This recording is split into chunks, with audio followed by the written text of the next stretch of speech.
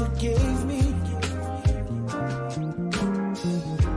Instead of going forward, I just press rewind.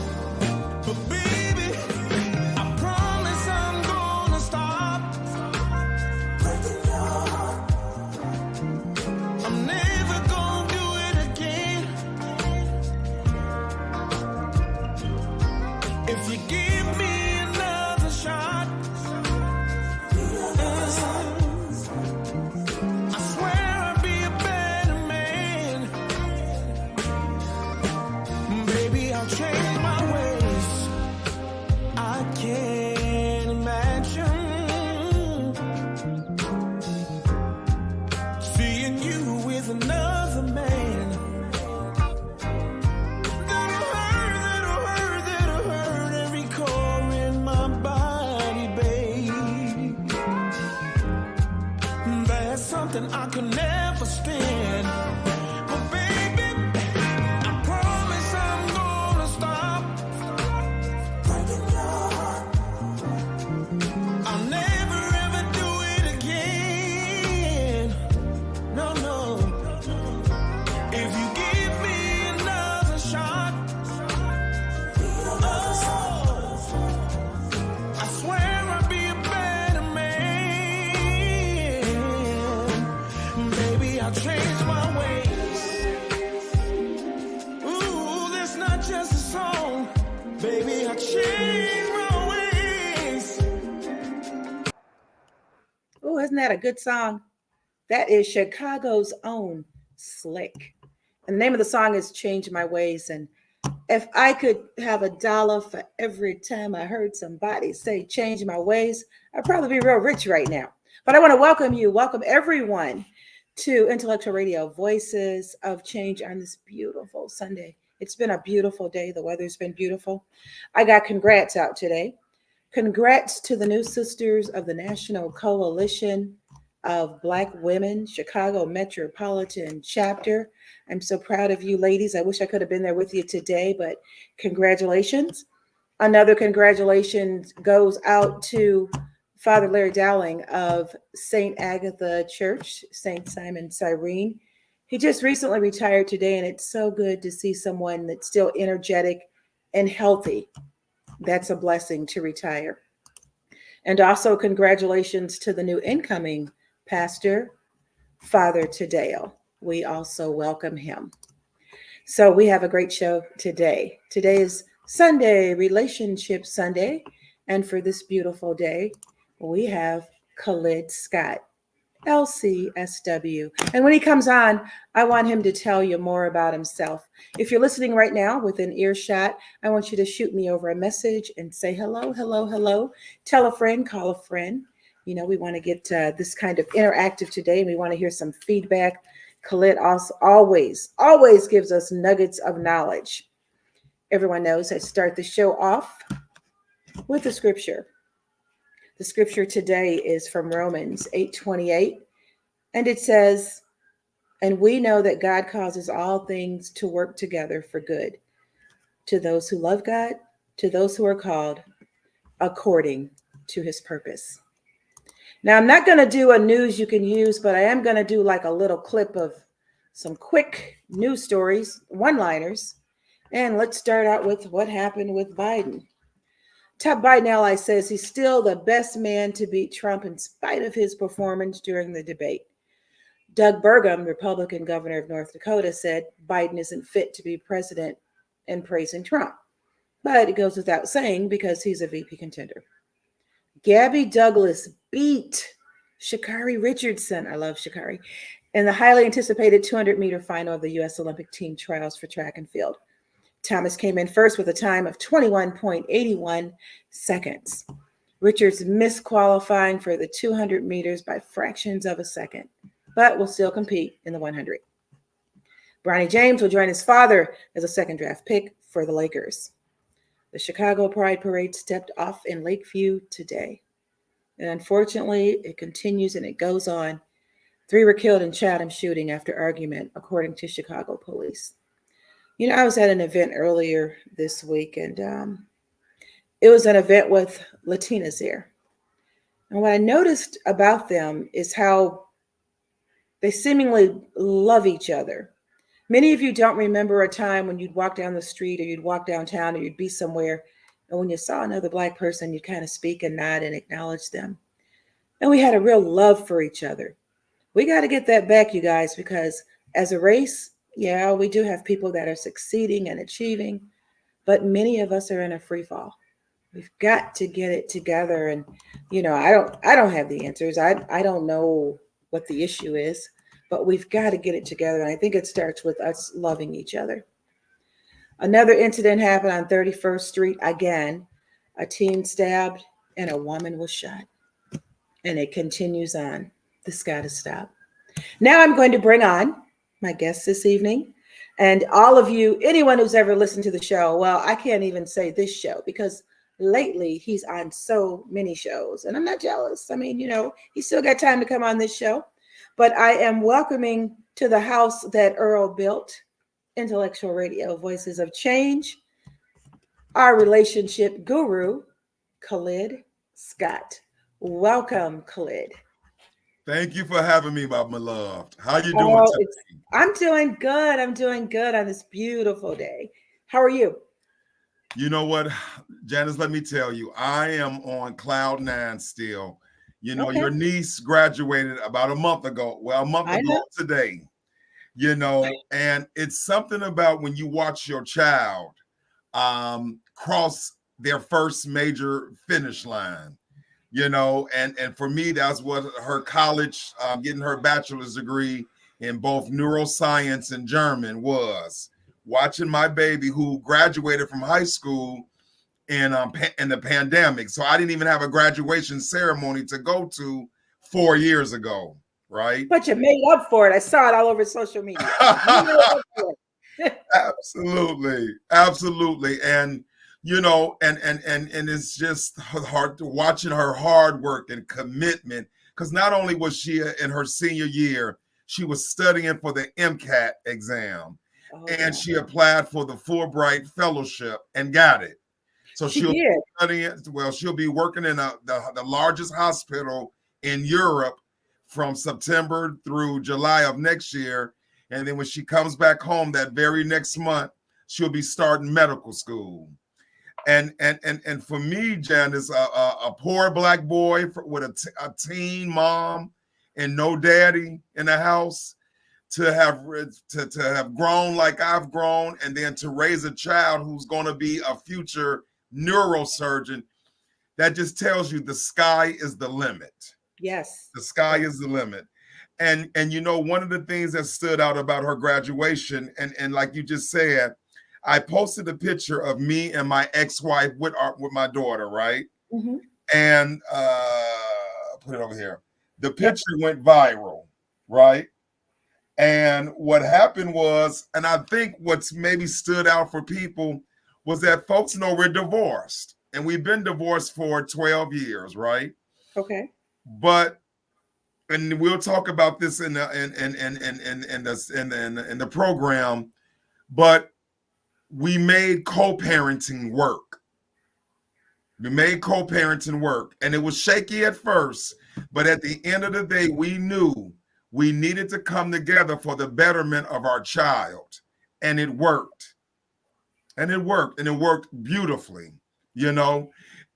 And so to sit there with her and watch our daughter go across that stage, it was like, man, listen. So now we're waiting for a medical school graduation, the wedding, the baby shower, the house, and all the milestones. You know what I'm saying? And it feels good.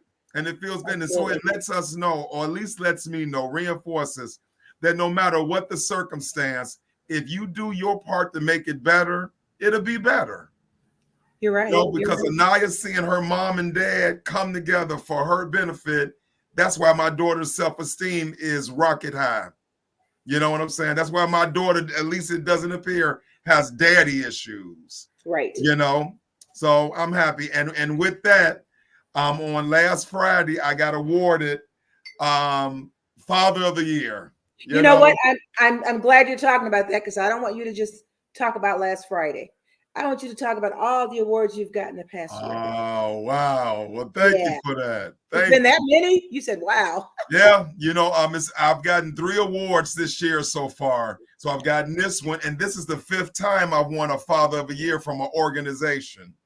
And again, nothing to brag about, but it's just, Janice, I didn't have a daddy in the house, but I didn't let that stop me from being the best dad to Anaya.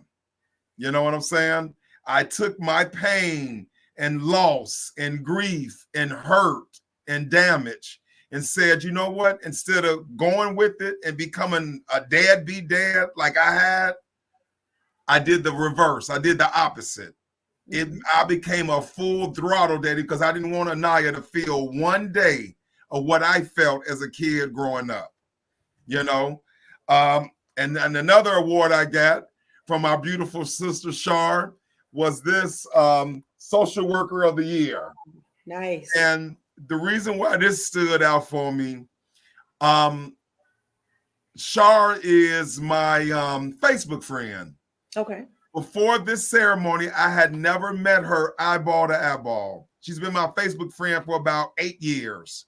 Mm-hmm. And when she introduced me, she has an organization called Sparkle and Shine, and it's really to empower women. Mm-hmm. But what she did was she made me Social Worker of the Year because she said, I want to celebrate a man. And I want to let the ladies know that we can't stereotype all men.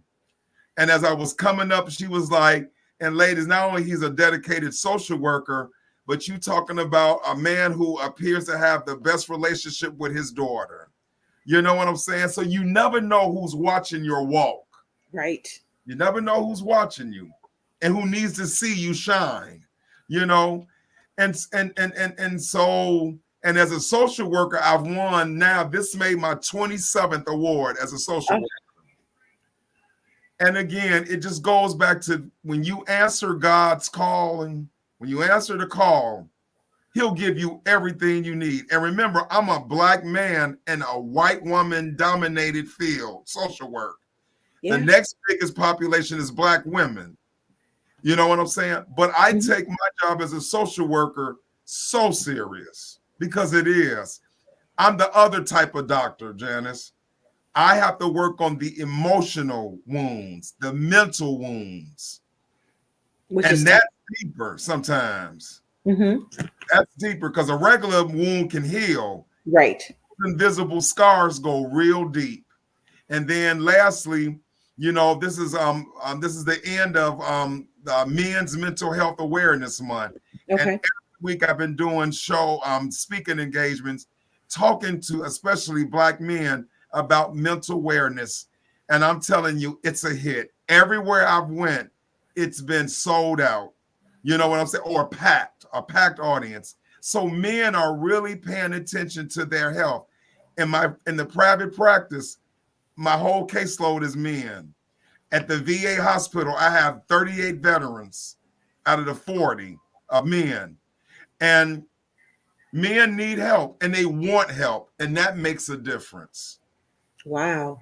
And so lastly, the reason why, you know, we're talking about new school love today is because I want to also, because relationships is my other passion, right? And I want to talk about how do we heal and how do we love better? Because now, you know, I've been using the script, 11 of my friends are divorced or going through divorce. Well, that number has increased to 15 now. Are you kidding? 15 to 15. And we're in our 50s. We're in our 50s. So you got 50-something-year-olds, 60-something-year-olds divorcing. So that tells you we're in jeopardy. Yeah.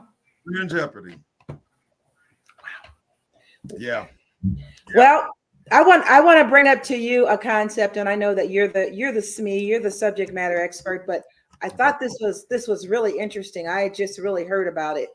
I mean, I've heard of people that's done it, but I've just hearing about it being a recent phenomenon and how people are doing it more and more and more. It's called LATS. It's called LATS. The acronym is LATS, and it's living apart together. Yeah. And living apart together involves maintaining a romantic relationship in separate homes indefinitely. Now, the living situations can vary. Some couple live in different apartments, some couple lives in different states, different countries, but the thing about it is that they're in a committed relation. There there has been an increase of these types of relationships. And I'm kind of understanding in my own little small mind why, being an older woman, I mean, and they said women kind of started this because Mm. just like, which I thought was interesting, a dynamic, women are the ones that normally initiate a divorce. Women are Right. the ones, and I thought that was interesting too, but women are the ones who actually started this living apart together because we love our independence. And for whatever reason, there's pros and there's cons. From a therapeutic point of view, from a mental health point of view, why do you think the increase of this? I know it's nothing new and something that's probably happened, been there before, but since the entertainers started doing it, now it's kind of going mainstream. But you have to have the funds to do it. Most people can't afford to, you live here and I live here. But if you do, a lot of people, particularly those that are 50 and above, financially doing well, they do this. And there's some of them are thriving. You have a take Mhm. on that at all? Absolutely, I do. Well, again, that's where this subject matter came from, new school love. And what it is not really new practices, Hmm. but we're starting to be really introduced to these new concepts. So let me take you back 2.5 years ago. You remember I was on a show and I told you that I have a situationship. And I called it what? My buddy with benefits, Right, right? right.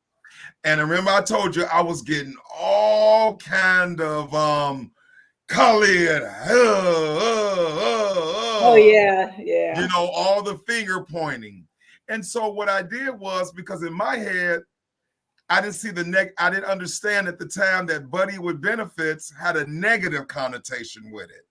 And the negative connotation with buddy with benefits is, whereas the man gets to dictate this situation with a woman, that he gets to have girlfriend privileges without giving her the title of girlfriend, meaning he can come and go as he pleases.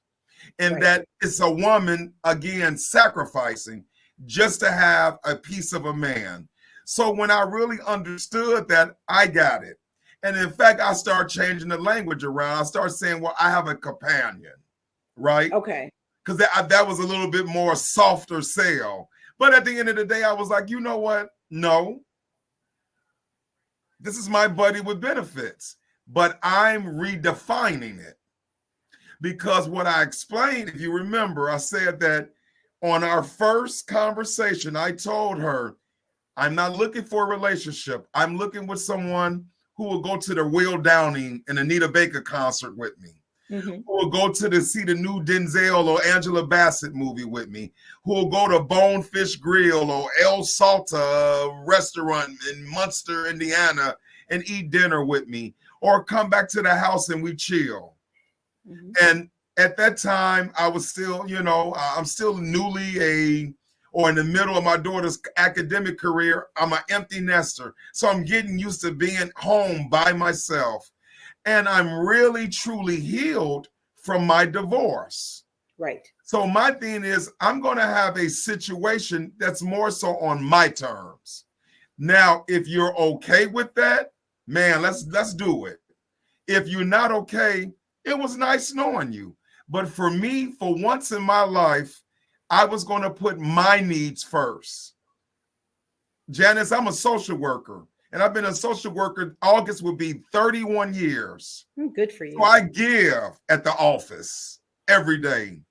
Then I was a husband. I'm a dad. I'm a son. I'm a nephew. I'm a grandchild. I'm a cousin. I'm a friend.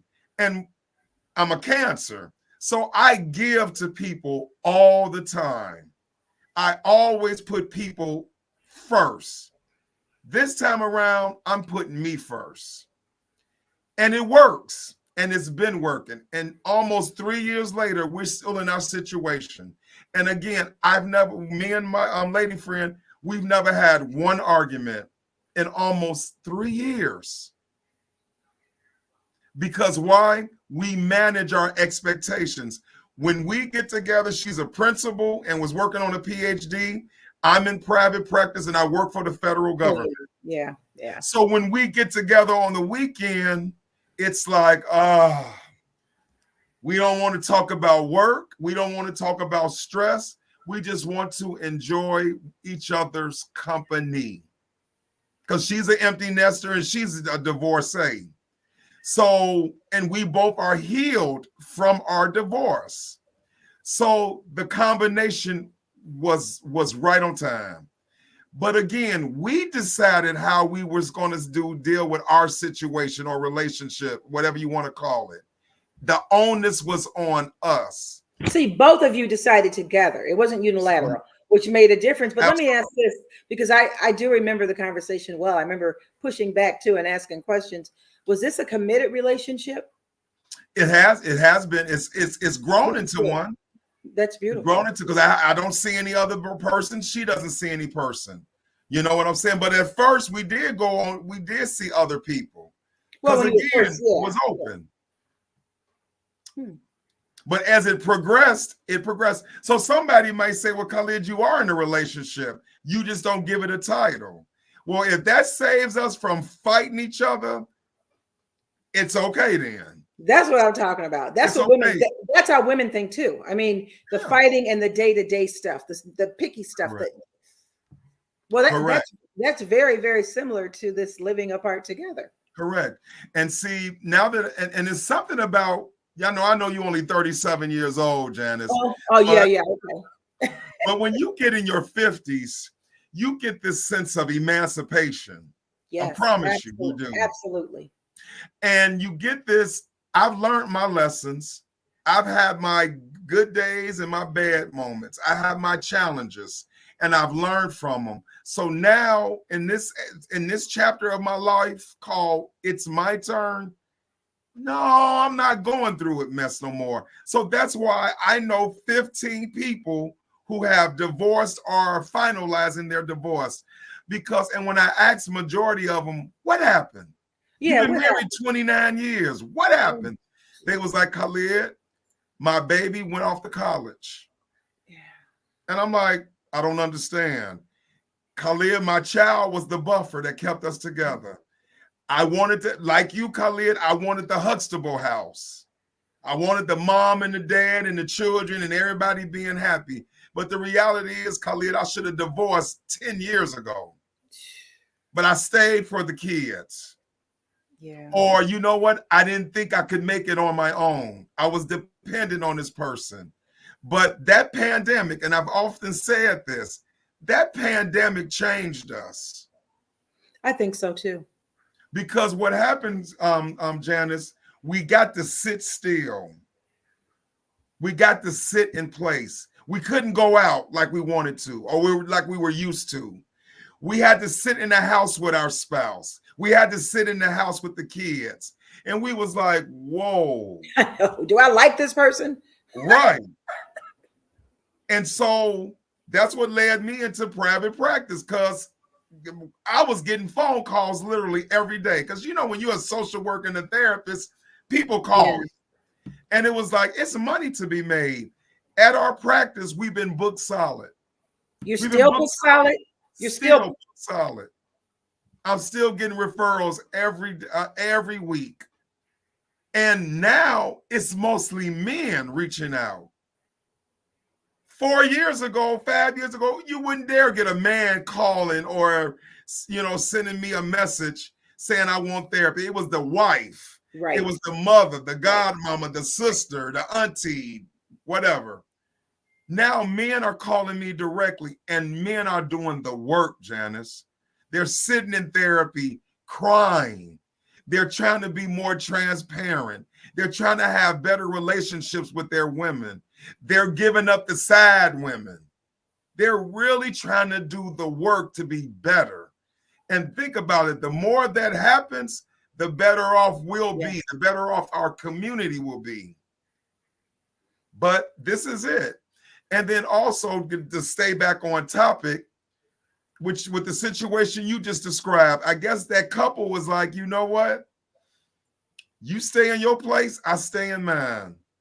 You know what I'm saying? When we get together, and then we go back to our respective spaces. Mm-hmm. And if this is how we're going to have peace, why not? Because this is our relationship. We get to define it. Right. We get to define it. And that's all that matters. But also, there's a part to that. So it's a young couple. They just got divorced, right? Oh. Tiana Taylor and Iman. Yeah, Shumpert, yeah. Right. Mm-hmm. So people were looking at them. They sexy as I don't know what. She's gorgeous. Right. He's an NBA star, former NBA star. She's a singer and actress. Both of them are well-built, beautiful looking, got two. The babies are gorgeous. Yes. Kids. Yes. And they were open about the openness of their relationship. They would have menage a trois, and they bragged about it. But see, what happened was, and I'm going to assume, because now they're divorced, and all the dirt is coming up, about the infidelity. Yes. So it sounded like at first they agreed upon, okay, we'll have a third person come in, but there's no kissing, right? Yeah. We'll have a third person, but we both have to participate. It can't be no sad situation. Well, you can't do that with human beings because we have emotions.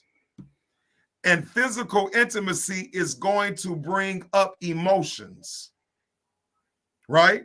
So if I'm a man and I'm sleeping with my wife and another woman, and I'm laying down with this other woman over and over and over again, I'm going to start having something about her. I agree.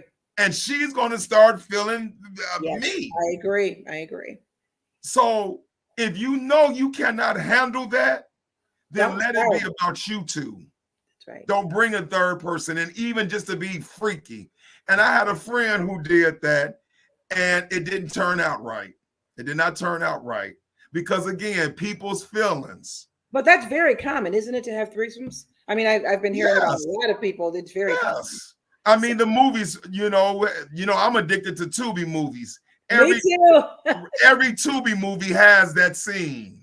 You know what I'm saying? But if you even pay attention to those Tubi movies, at the end, the third person comes in and kills the husband and wife at the end. Something crazy. Yeah, you're right. Or somebody ends up pregnant and whatever. It's always a bad ending to that story. Because again, that's not what we were supposed to be doing in the first place. That's not really what we're supposed to do in the first place. However people try to justify it. I got to believe God wanted a man and a woman or whatever, to come together, be committed to one another, be in love with one another, and do what you have to do to sustain that. But again, we're breaking the rules. Right now, I know a whole lot of women who are cheating on their husbands right now. You know about it? Of course, somebody like me is shocked because I always give women the benefit of the doubt. I do too. But like people tell me, Khalid, women been cheating. Who you think the married men were cheating with? Right? And it makes sense. But what I've also learned was women are not sloppy like us men. So if a woman goes out and steps out her relationship, the dude lives in Kalamazoo, Michigan. You know what I'm saying? You never find out, right? Right. He don't live down the street from her. You know what I'm saying? She doesn't go and get his naked pictures on the cell phone, and then she keeps them like us men do in a secret file, even though our wife knows the passcode to our cell phones. So a lot of people have this, hey, I'm gonna do me now. Yep. And then when you get our age, Janice, you go through what do we call it? Midlife crisis.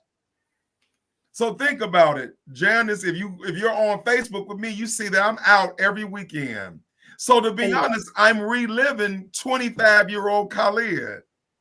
But I'm in 2 weeks, I'll be 55 years old. And what I mean, I'm reliving my 25 years ago, I didn't have a Naya. I was not somebody's husband. I was a single man in Chicago enjoying life. Joy in life. Yes. And now I'm reliving that. And in fact, at the award ceremony last Friday, I'm in my closet trying to decide what I'm gonna wear, right? I see an old jacket that I bought 30 years ago for a steppers contest, The a red red jacket. jacket. The red jacket. Yeah. I put it on and it fit perfectly. And I'm like, yeah, I'm gonna wear this for old time's sake. And it felt good because one, hey, I just lost 100 pounds and I'm able to fit in little guy clothes again, you know? So, and at the end of the day, we all just want to be happy. That's true. We all just want to, and we want to be in relationships, but a lot of us are damaged, Janice. A lot of us are damaged. And that's why I tell people after you get divorced, after a breakup, have that alone time. So you can go ahead and flush out all the toxicity, all the dysfunction, all the hurt, pain, and bitterness, so that when you do meet the new person, they get the refreshed, rejuvenated version of you. I want to go back to the 15. That kind of bothered me because this number has been going up every year. Every year it's going up. I remember when it was 8. Anyway, so the 15 people, do all of them wait until the kids are normally grown or out of the house before they get divorced? No. It's what it appears is it was just like enough is enough. And that's why I brought the pandemic, because all of these 15 happened post-pandemic. Yeah, that highlighted everything though. That made you really see the person. That pandemic. Oof. Yeah. Absolutely. And think about that that young lady we talked about, and I forgot her name, Risa Tisa or whatever. Oh yeah, the one. Yeah. I wonder. Right. You know, and the thing is, that was a testimony of that man wanted to get his needs met, and he went to the extreme to manipulate another human being to get his needs met. But isn't that what people do all the time? Absolutely. And because she had such a need, she fell for his manipulation. So now people are like, no more. I'm not sacrificing my happiness for your happiness. I need to get something out of this just like you need to get something out of this. We're going to partner more, you know? And that's what I'm telling people too. Don't sit up here and don't even and don't have any regrets when you break something off that's not been good for you. That's right. Learn the lesson that you needed to learn from that situation. Janice, divorcing my ex-wife made me a better man, a better father, and a better social worker. It made me a better man because what my ex-wife did was she made me take off those rose-colored glasses I was walking around with. Because she made me have to see life real, not the Disney movie that was in my head, right? It made me a better dad because I couldn't see my daughter every day. I only could have her 2 weeks out the month. So I made sure my time was valuable, right? And it made me a better social worker because for the first time, I became a client. I was a client for the therapist that I went to see. I was a client for the attorney that I had to hire. So that's very humbling when you're so used to being on one side of the desk, right? Giving up help, giving support, being an advocate. But now you need those things for you. So it was very humbling, but it made me grow. And better. And be better. Have you seen an increase lately, watching social media again, but have you seen an increase lately in older people? I mean, post-retirement, even getting married? Luckily, every year, I'm able to take my daughter to a wedding. Really? So I'm going to a wedding on the 6th. But this is a younger couple. They're in their 30s. Oh, that's nice. Yeah. And it's his second marriage, and am I seeing marriages with people our age, older even? I hear about them. I don't know. That's what I mean, hear about. Yeah. Yeah. Okay. Yeah. Yeah. And then people ask me all the time, Khalid, would you ever get married? Nope. And I'm an advocate for marriage. I promise you I am. But for me, for Khalid, I'm not prescribing this to nobody else. No. No. Now, I might change my mind when I'm 78 years old. I might. But Maybe not 78. 55-year-old Khalid, no, ma'am. No, ma'am. I'm loving this life now. I'm loving this life now. But that's me. That's me. Yep. But for people who choose to get married, I think that the stakes are different now. I think it's about the companionship. I think it's when you get married, when you get older, yeah, it's about the partnership. You know what I'm saying? And I think you're going to put more work into it because I got less days ahead. Yeah, than behind. So let me have joy with this person. There you go. So I can see that. And I understand it. But also in addressing new school love, right? Mm-hmm. Janice, with this new school love, I'm just seeing people, again, loving on their own terms. I'm seeing people be both ego-driven about it, but I'm also seeing people being open-minded with it. Okay. And let me tell you what the difference is. The ego part is I want to get my needs met. Yes. I want to get something out of it. You know what I'm saying? The other part is, man, that last relationship really depleted me.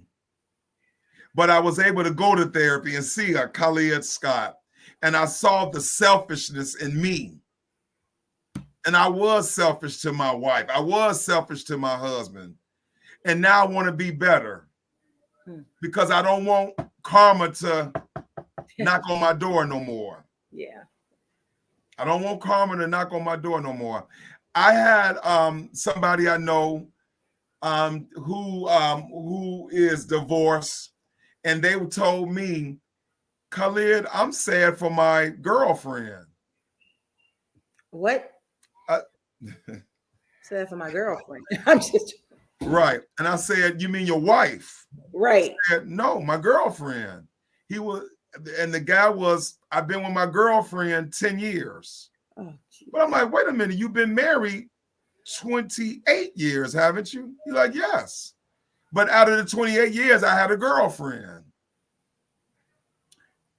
When he filed for divorce, he thought him and the girlfriend could now be together.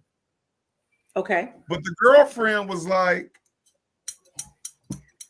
nope. What? Nope. She didn't want him anymore? She understood her lane. She understood the assignment. She didn't want to be a wife. I got it. Okay. Why would I let you wife me and do to me what you did? What you did to her. Yeah. That makes sense. Wow. And for him to tell me I'm heartbroken over the girlfriend. And I'm like, I could have accepted if you would have said, man, I'm dealing with two heartbreaks simultaneously. I could have understood that. But he was like, man, I hurt my girl. So that just tells you. And imagine being married to somebody with that mentality. I know. And the wife probably didn't even know it. Jeez. So that's what I'm saying. It's about my joy. It's about my joy now. I'm not sitting up here, man, gonna sit up and be a doormat for somebody to get their needs met. But the thing is, Janice, I see it all the time. I see people sign the dotted line to be miserable with somebody because in their head, at least I got somebody. That's true. That I have too. And I'm like, you really don't have nobody. You have a physical body next to you, but you really don't have nobody. You really don't have nobody. And then I also caution people who jump in relationships while transitioning out of other. That's one of my most popular talks. But I keep getting this, yeah, Khalid, I don't want to hear all that. Khalid, I ain't you. I got to have somebody with me. And that happens I a don't like lot. being alone. And that happens a lot because a lot of people feel that they can't get over one person without being with someone else. Yeah. It And I get empowers it. you. And I get it. What I had to learn as a friend, as a clinician, as a human, that, yeah, I was able to sustain me, but I'm cut from a different cloth. Somebody else might say, no, I grew up seeing two people together. I've been with my spouse for 50 years. So I need to smell another human being next to me. I need to see another human being. I need to feel another human being next to me. Being by myself is scary. And I get that now. So it's not for me to judge.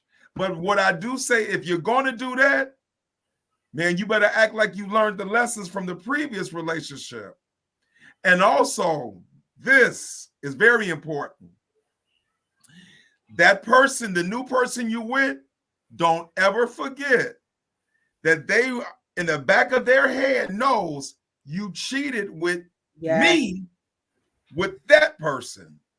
So you have planted a seed in my head that you are capable of cheating on me then. So just like my buddy's girlfriend, who was like, yeah, we've been together 10 years and I signed up for this. But now that you are divorcing your wife, I'm out of here, shorty. Wow. You're not going to do to me what you did to her. Wow. And that's legitimate. Yeah, that's legitimate. So if you're willing to go through all of that to have some kind of joy, have at it. I suggest do couples counseling then. So you can address that issue like, hey, me and this person got together on the sneak link, but we're really invested with one another. We want to do couples counseling so we can get rid of that X mark that's on our forehead and start fresh. So now that's what I would suggest for somebody in that type of situation. But you got to do the work. You got to do the work. So let me ask you about, because you mentioned earlier that men are going to counseling more and men are calling you even more than women call you. Yes. So if these men are going to counseling more and they're making up their minds to be good men, do you see, I know when we used to talk 5 years ago, you said basically all men cheat. Remember that conversation? And I still say it. But what about the men? What about the men that are going to counseling and bettering themselves? They're not bettering themselves in that way? Okay. So are you familiar with somebody with an addiction, Janice? Yes. Okay. So do you know what the stages of change are? No, tell me. Okay. Stages of change with addiction is pre-contemplation. That's when you do not acknowledge you have a substance abuse issue. You don't have no addiction. Contemplation. Wait a minute. I do drink 1 beer a night, 7 days a week. 7 days a week. Maybe I do got something going on with me because I need that beer every night before I go to sleep. Right. Then you got preparation. This is when you're saying, what do I need to do to cut back on the alcohol usage? Then you have action. That's when you go to the AA meetings. That's when you go into outpatient treatment because you realize I am an addict. And then lastly is maintenance. Yeah. That's when you don't drink at all, but you realize if I go to a bar to Janice's birthday party, I need to sit at that table because I cannot go near that bar or I'm going to get a drink. Or maybe I have to tell Janice, I can't come to your party because you're having it at a bar. We'll just meet at Giordano's and get some pizza to celebrate your birthday because that will trigger me. Right. Same thing goes for relationships. Oh, dear. So then they'll always tend to, if they're in a situation, to go back to that. Correct. Even with maintenance, because if they're in that situation, they're addicted, they could. Right. So I know a person, they broke up with the mistress, but the minute him and the wife had an argument, They went back to something. Yeah, yeah. That's addiction. Wow. yeah. But that's his go-to. That's his familiarity. Right. That's his comfort zone. Yeah, but that means that any little thing can trigger it to do that. So that means they got to continue to work, because like an addict, you always know you're an addict. That's why when they do AA meetings, they have to get up and say, "Hi, my name is Khalid, and I'm an alcoholic." Because they want you to keep telling yourself so you won't forget, you won't get fooled. You got to know that you're always an addict, and it takes one time for you to relapse. So it takes one argument or one smile for an addict, a sex addict. It could, depending on his level of recovery. Jeez. Think about it. What is your favorite meal? What is your favorite thing to eat, Janice? Thai food. Thai food. So imagine you haven't had Thai food in a year. Yeah. Right? And I have a birthday party, and it's Thai food there. Mm-hmm. And say you got into an argument with your dude, mm-hmm. and you know you're an emotional eater. Mm-hmm. You walk up in my party, and you already upset. I'm going to get and you see Thai food right there. Absolutely. Positively. Beyond a doubt. I don't even have to be an argument. Right. Oh gosh. Yeah, that's a good analogy. That's true. Okay. Yeah. So you got to work it every day. You got to work it every day. You got to work your sobriety every day. You got to work your issues every day. Okay. Speaking of sobriety, I have to ask you, this is kind of off topic, but you get back on after this question. How did you lose 100+ pounds? Go out every weekend to places to eat with people, because I see you with this stuff in front of you, and keep it off. Keep it off. So what happened was I changed my relationship with food, right? So a friend took me out to, because my birthday is in 2 weeks. So a friend took me out to this new restaurant in Homewood, and I got the wings, right? And they gave me 8 wings.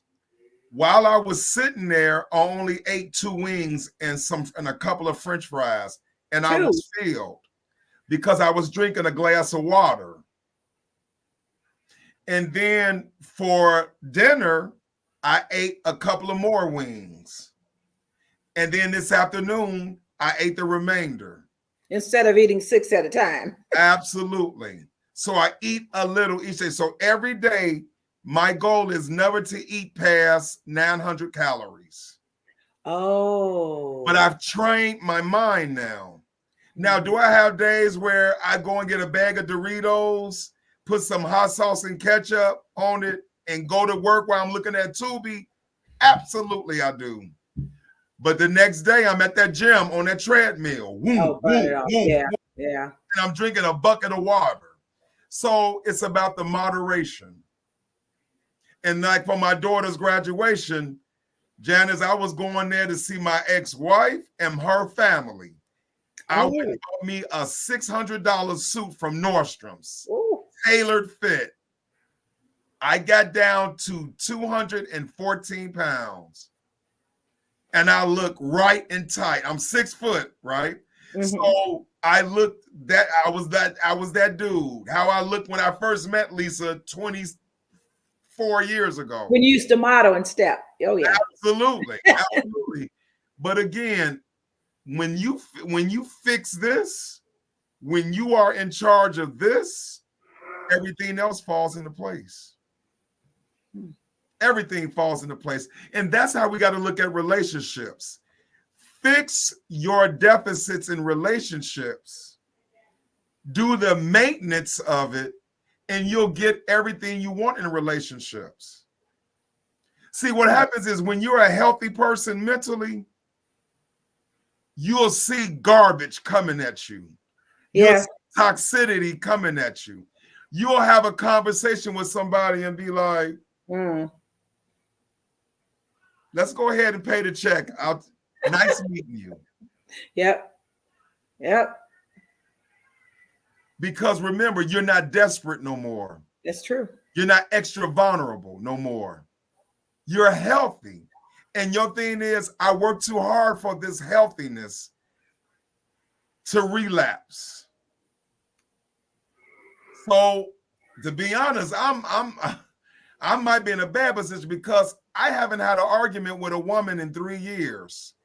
So if I heard like if I'm doing a drive through and I got a Tamika acting up, I'll go ahead and drive off. You will? I'll drive off because you're not going to get my money being that person. And then I'll call the manager of that restaurant and like, a person made me drive off. You lost business. I do not tolerate toxicity no more. I do not. I love peace, Janice. That's who my new wife is. Her name is Peace. Peaceful Joy. That's her whole name. Peaceful Joy. Peaceful PJ. Joy. PJ, I like that. You go. There you go. There you go. Anything, do you have anything to say about this new school love and how we are moving around with love now, Janice? Well, I really think things kind of change, and there's just a paradigm shift after a certain age, just like you said. The way I would feel at 30 and 25 is totally different than I'd feel at 55.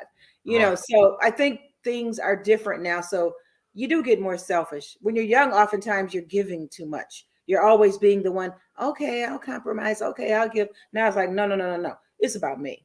It's about me. So I get it. When I was reading about the Lats and reading about this and that, I get it because people got to think about their own happiness. And hopefully, people will find someone that's similar to them and have the same goals. It sounds like you have. I didn't know you guys still together after 3 years. That's impressive. Yes. That's as you know, that's longer than a lot of relationships and marriages last. 3 years. And Janice, it's been my most healthiest romantic relationship. The one relationship I didn't give a title to. And the reason why you're always so happy, probably hypothetically in my little mind, I'm not a therapist like you, is because when you're together, both of you want that quality time. There you go. You're on top of each other. My God, you're not. I mean, it makes a difference. There you go. We don't talk every day. Right. We don't need to. Mm-hmm. You know what I'm saying? I'm not insecure. She's beautiful, but I'm not trying to sneak and look at her phone. She a grown woman. Right. You want to be out there with another dude? That's cool. Mm-hmm. You know what I'm saying? Because we established. We're open. I think I told you, I asked my daughter around Christmas, I was like, Anaya, would you like to meet Miss Tanya?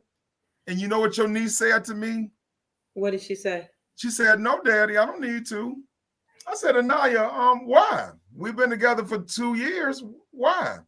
She said, Daddy, she doesn't have a title. Whoa. So I said, come on now, sit down with Daddy and explain that to me.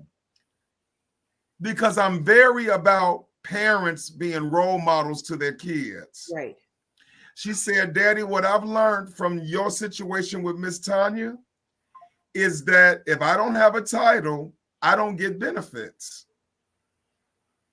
Meaning me is a benefit. So, mm-hmm. Daddy, the day you give Miss Tanya a title is the day I can meet her. But what also that tells Anaya, but remember, I'm doing this, but I've been divorced. Right. I've been in 5 other relationships. I've had a relationship journey, and I'm in my 50s. But this tells my daughter, if one of these slick dudes out here just want me to be a buddy with benefits, and if I agree to it, you don't get the full experience. Right. That's true. You don't get the full experience. Plus, my daughter sees how me and Tanya are. She sees that we still respect each other, that we honor each other, that we don't do each other dirty. Because she was in the house when she heard me and her mama argue. Oh, she remembers. And then listen to this. Tell you about teaching your kids good habits. When my daughter graduated, me and my 2 mentees and my buddy, we were at the airport. Well, it was a guy there who graduated with Anaya, 6'3", dark, nice looking guy you want for her husband. Absolutely, right. Yeah, then I did the post on, right? Yeah. So I came home, and then when Anaya came home the next day, I said, Anaya, I found your husband. You really told her that? Daddy, You told her that? Daddy, right. I said, it's M. She was like, oh, I know of him, Daddy, but why? Why, Daddy? Anaya, he checks all the boxes. Wow. He's tall. He's athletic. He's on the basketball team. He lives in a rich suburb in Illinois. He went to the lab school. He speaks multiple languages. His parents are together and they are physicians. Wow. His siblings are physicians. He's going to an Ivy League school here in Illinois, well, an Ivy League type school here in Illinois. Anaya, he checks all the boxes. Daddy, whatever. I went to the gym.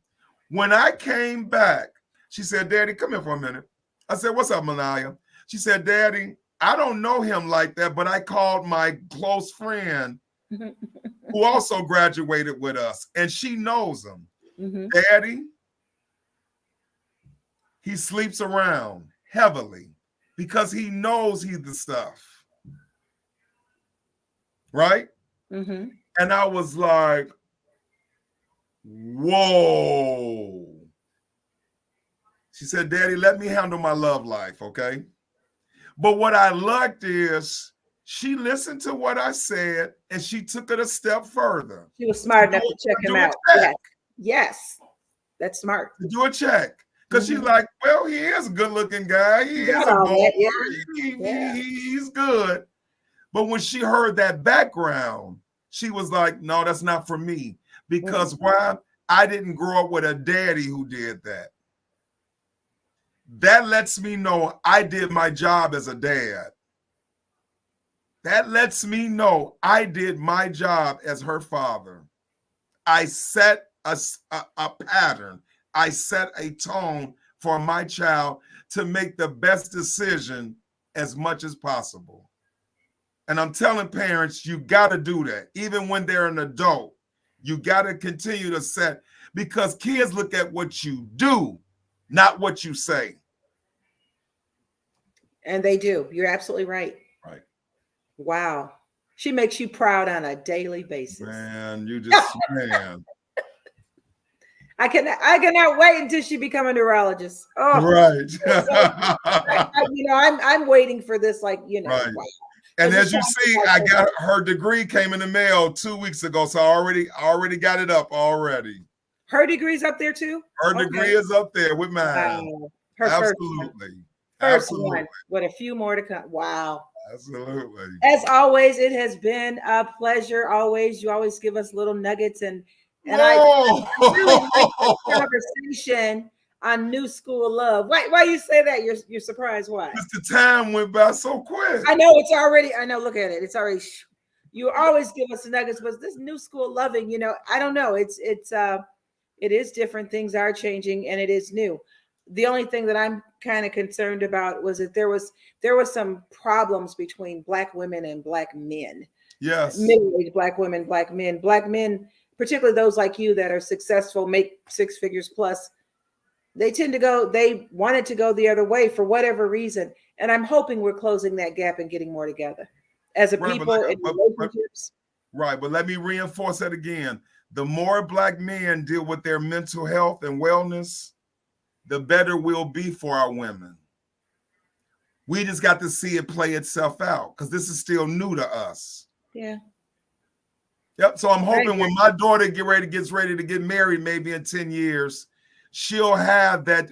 Even if she messed with that guy 10 years from now, well, he may be. He'll be like, I got that out my system. Yeah, he may be a different guy. Yeah. Absolutely. Yeah. Absolutely. But he was a nice looking guy. I remember seeing him. I'm like, yeah, I see why.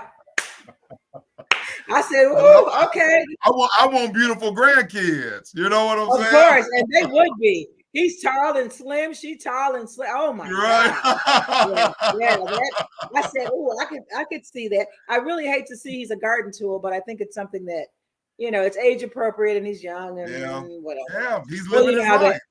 I mean, think about how you were at 20 years old, Khalid. I won't go any further. Okay, it has been. It has been a pleasure as always, and hopefully we will see you next month on our Relationship Sunday. Now you're doing so many shows. I mean, I gotta kind of grab you now so you keep it on your head. Relationship Sunday, end of the Absolutely. month, because this man does Absolutely. multiple shows a day. Next week we Right. will be back. I'm gonna have an old co-host with me, Elliot Bell, and we're going to talk about we're going to talk to a grief counselor with so much happening in the city. So I look forward to seeing everyone next week at 6 p.m. on Intellectual Voices of Change. Let's give Khalid Scott LCSW cheers for coming on and giving us nuggets about new school loving. And for the first time that I can remember, we agreed on almost everything. Normally it's kind of contentious. See how Normally, progress is? you know what? See, he went there. You guys, good night. Good night. Have a good evening.